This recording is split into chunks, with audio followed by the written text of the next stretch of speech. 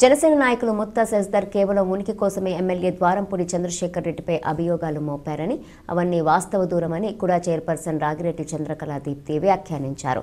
స్థానిక వైసీపీ నగర కార్యాలయంలో ఆమె విలేకరులతో మాట్లాడారు. శశిధర్ ఇప్పుడే నిద్రలేచినట్లున్నారని, ఎమ్మెల్యే ద్వారంపూడి చేసిన అభివృద్ధి సంక్షేమం చూసి వాస్తవాలు గ్రహించాలని హితబోధ చేశారు.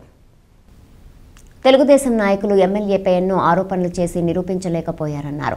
కేవలం ఉనికిని చాటుకోవటానికి ఆరోపణలు చేయవద్దని, ఆధారాలుంటే బయటపెట్టాలన్నారు. ప్రజలకు అండగా ఉంటామని తెలుగుదేశం పార్టీ నాయకులు ఇచ్చిన హామీలను నిలబెట్టుకోలేకపోయారన్నారు. ద్వారంపూడి కాపులకు న్యాయం చేస్తున్నారని, ఇమేజ్ పెంచుకోవటానికి కొందరు పనికట్టుకుని ద్వారంపూడిని టార్గెట్ చేస్తున్నారన్నారు. వాస్తవాలు తెలుసుకుని మాట్లాడాలని, శశిధర్ జనసేన పార్టీలో తన స్థానమేమిటో గుర్తెరగాలన్నారు.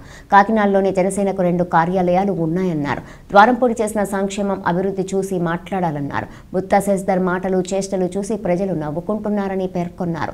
కుల రాజకీయాలలో కుల ప్రస్తావన వద్దని సూచించారు. కార్యక్రమంలో మాజీ మేయర్, నగర వైసీపీ అధ్యక్షురాలు సుంకర శివప్రసన్న, మాజీ కార్పొరేటర్ నల్లబిల్లి సుజాత తదితరులు పాల్గొన్నారు.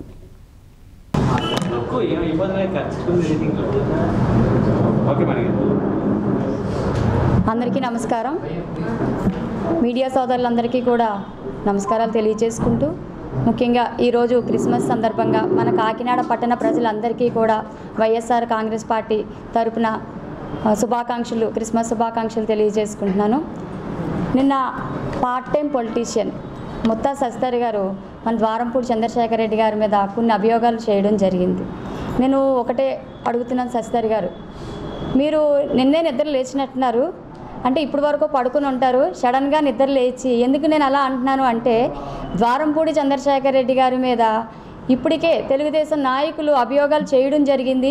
ఆయన ఎన్నో ప్రెస్ మీట్లు పెట్టి దాన్ని నిరూపించండి అని చెప్పేసి అడిగితే తెలుగుదేశం నాయకులు ఎవరూ కూడా దాన్ని చేయలేక వదిలేసి పక్కన పెట్టారు. కానీ మీరు ఇప్పుడు సడన్గా నిద్ర లేచి నేనున్నాను, ఎందుకంటే ఎలక్షన్స్ దగ్గరికి వస్తున్నాయి.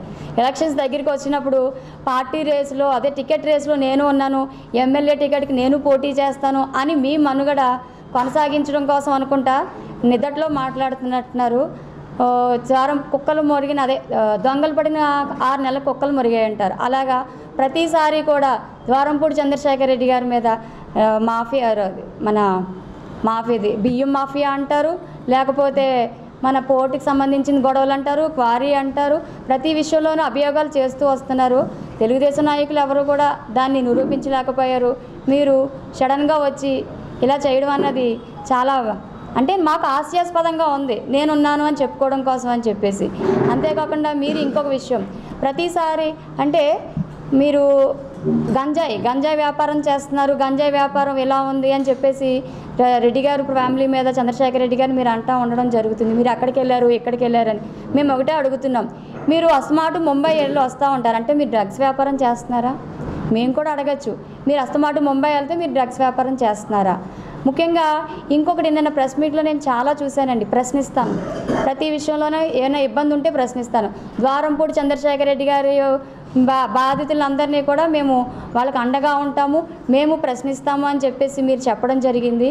అయ్యా ఒకటే, 2014 ఎలక్షన్లో మేము అన్యాయాన్ని ప్రశ్నిస్తాము, ప్రజలకు అండగా ఉంటాము అని చెప్పేసి జనసేన పార్టీ తెలుగుదేశంతో కలిపి 2014లో రావడం జరిగింది. 2014 ఎలక్షన్లో తెలుగుదేశం పార్టీ అధికారంలోకి వచ్చింది. తర్వాత మరి మీరు నోరు ఎందుకు మూసిపోయిందో పార్టీది నాకు తెలియలేదు. ఏ రోజు తెలుగుదేశం పార్టీ చేసిన అన్యాయాలను కానీ, అక్రమాలను కానీ ఏ రోజు కూడా జనసేన పార్టీ ప్రశ్నించలేదు. వాళ్ళకి ప్రజలకు అండగా ఉంటానని చెప్పి మాట ఇచ్చారో ఆ మాటను కూడా నిలబెట్టుకోలేకపోయారు. మళ్ళీ ఇప్పుడు కొత్తగా 2024 ఎలక్షన్స్ వస్తున్నాయి, మళ్ళీ ఇద్దరిదే పొత్తు అంటున్నారు కదండి. కాబట్టి